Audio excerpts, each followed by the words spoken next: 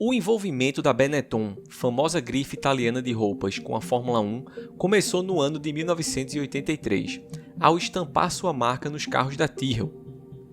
Em 84, além da Tyrrell, a empresa passou a patrocinar também a Alfa Romeo.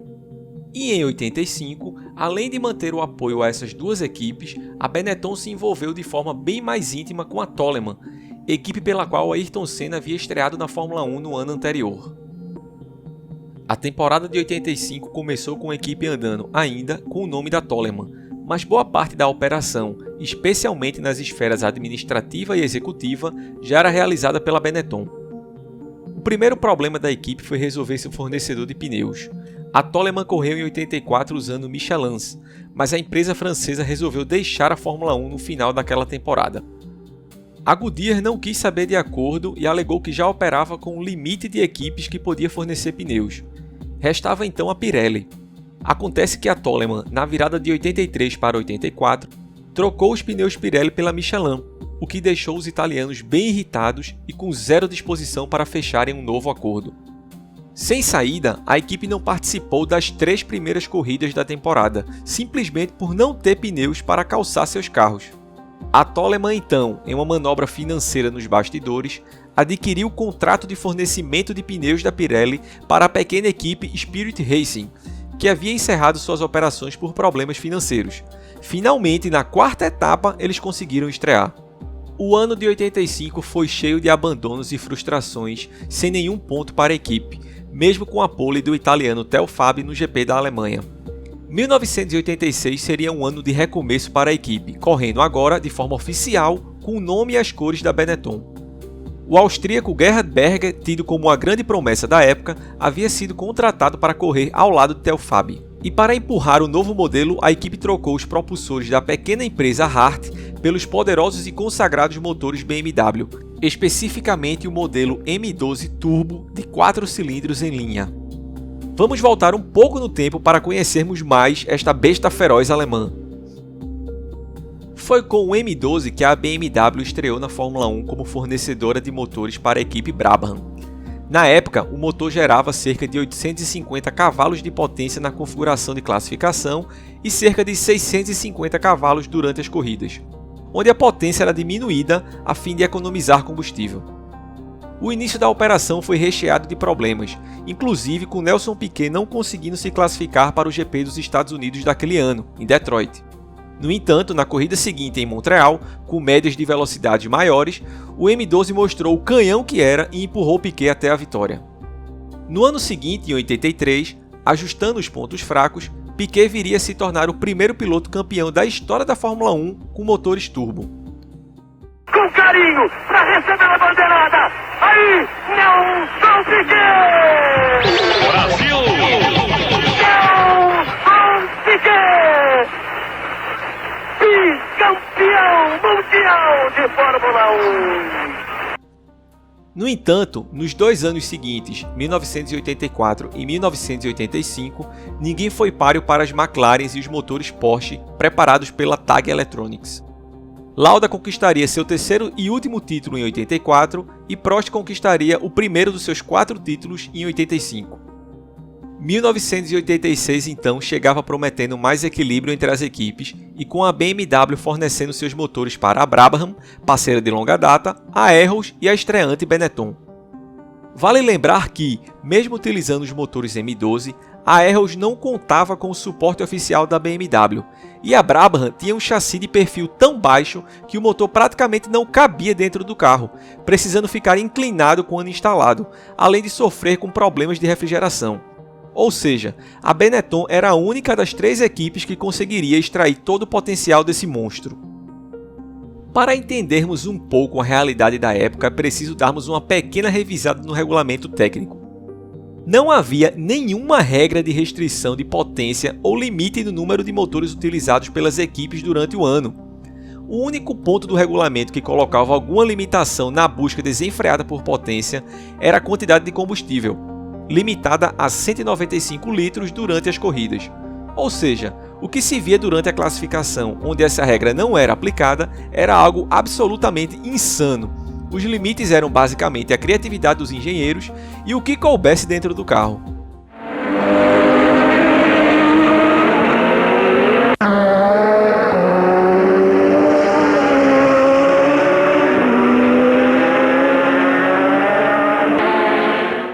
Em sua configuração mais agressiva, o M12 gerava impressionantes 1.400 cavalos de potência. Durante a classificação, os carros usavam pneus especiais que duravam no máximo 2 voltas, além de caixa de câmbio e outros componentes mecânicos reforçados, mas de tempo de vida curto. Naquela época, um piloto de Fórmula 1 tinha basicamente uma volta para definir o seu tempo, antes que seu motor fosse transformado em um pedaço de metal torcido ou sua caixa de câmbio se desintegrasse, ou seus pneus explodissem. Durabilidade definitivamente não era um problema para uma única volta, no entanto. Em seu livro O Limite, Gerhard Berger falou sobre a insanidade da classificação. Bem, acima de tudo você tinha classificação. Você tem que se lembrar que naquela época você tinha uma volta de classificação, com um motor turbo de classificação, com pneus de classificação. Você vinha para o treino livre da manhã, mas tudo que você podia era treinar com uma certa quantidade de potência. Você tinha cerca de 900 ou 1000 cavalos de potência, mas na parte da tarde você teria em torno de 1400 cavalos de potência. Tamanha potência também tinha seus efeitos colaterais. Os carros de 86 eram extremamente difíceis de serem conduzidos, especialmente em curvas. Os motores turbo da época também eram bem mais rudimentares que os propulsores ultramodernos da atualidade. O BMW M12, por exemplo, sofria de um imenso turbolag. O próprio Berger também comentou sobre essa característica em uma entrevista à revista Auto Sport nos anos 90. O carro era como uma bomba em circuito como Spa, Áustria e Monza, e a potência era inacreditável. Mesmo que o atraso do turbo fosse terrível, você tinha que acelerar na entrada da curva para obter a potência na saída dela.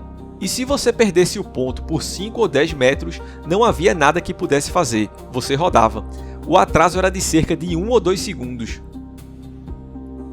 Berger ainda relatou que a potência era tão grande e despejada de forma tão abrupta que praticamente não fazia diferença nenhuma o piloto dosar na reaceleração e tentar acelerar de forma progressiva. O pedal do acelerador funcionava mais como um interruptor liga-desliga, zero potência, muita potência. Por toda essa situação, todos sabiam que era impossível os carros andarem em condições de corrida com o motor nessa configuração. Assim, boa parte da potência era capada para o domingo. No caso do BMW M12, os 1.400 cavalos da classificação davam lugar a aproximadamente modestos 900 cavalos durante as corridas.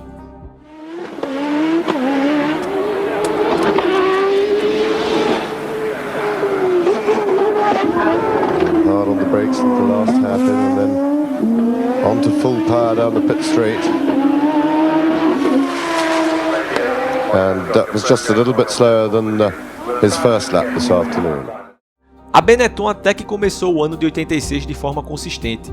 Berger pontuou nas 3 primeiras etapas, incluindo um pódio em Imola, e Telfab conseguiu um 5º lugar na Espanha. Mas com o passar da temporada, os problemas do B186 se tornaram muito aparentes. Apesar de ser o carro mais potente do grid, o B186 não possuía a mesma eficiência aerodinâmica dos concorrentes, especialmente da McLaren e da Williams. Outro grande problema era, pasmem, a falta de peças de reposição suficientes para cobrirem a grande quantidade de componentes do carro que simplesmente se quebravam devido à violência do motor M12.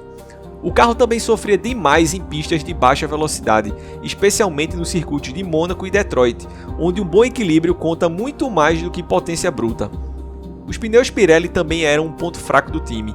A fabricante italiana demorou para produzir compostos que pudessem fazer frente aos Goodyear, que calçavam todos os times de ponta.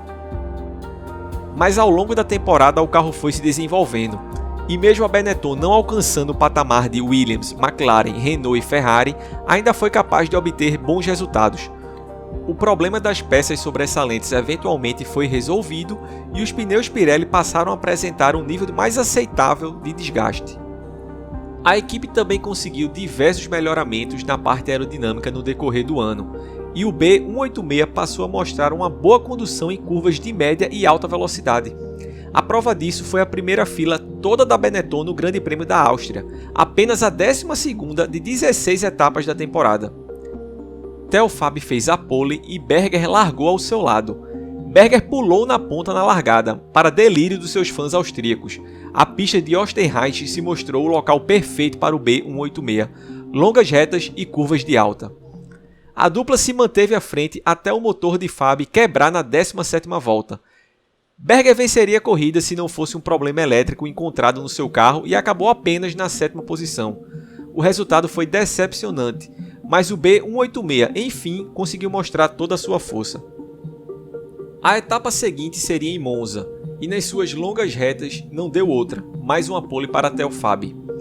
Berger chegou a bater 352 km por hora no final da reta principal, 20 km a mais que a McLaren de Prost. A corrida, no entanto, foi mais uma decepção.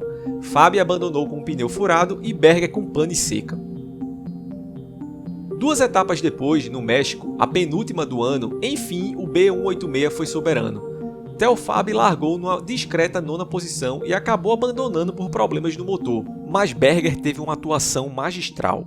Largou em 4º, assumiu a ponta na metade da corrida e dominou o restante da prova para conquistar sua primeira vitória e a primeira vitória da Benetton. Aí vem Berger para vencer a sua primeira corrida. Estava na hora, hein? Que grande piloto Gerhard Berger. Grande revelação do ano. Primeira vitória de Berger, primeira vitória da Benetton. Meio circuito para Gerhard Berger. O diretor de prova espera. Prost é o segundo. Sendo o terceiro, Piquet o quarto, Mansell o quinto, Alliot é o sexto. Aí vem Gerhard Berger. Para a curva da consagração de Gerhard Berger. Apontou pela reta, vai vibrar muito Berger. Vai levar a bandeirada. Gerhard Berger, antes já vem vibrando. Punho direito erguido, agora os dois. Vitória de Gerhard Berger. Festa na equipe Benetton. Berger cruza. Recebendo a bandeirada e é o vencedor.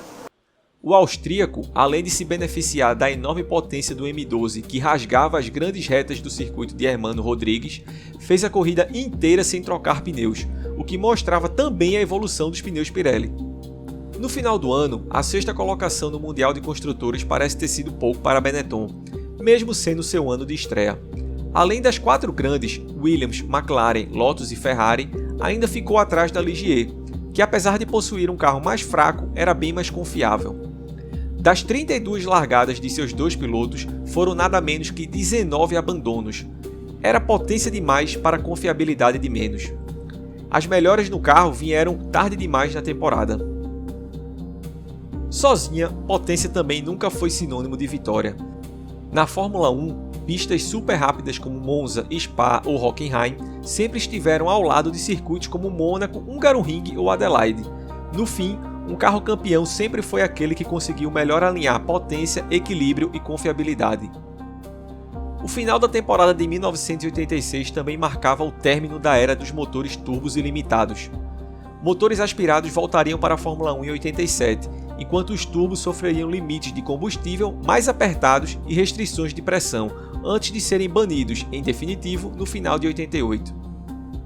O B186 foi um ícone que representa muito bem a sua época. Um regulamento insano e sem limites, onde os carros eram movidos por verdadeiros foguetes.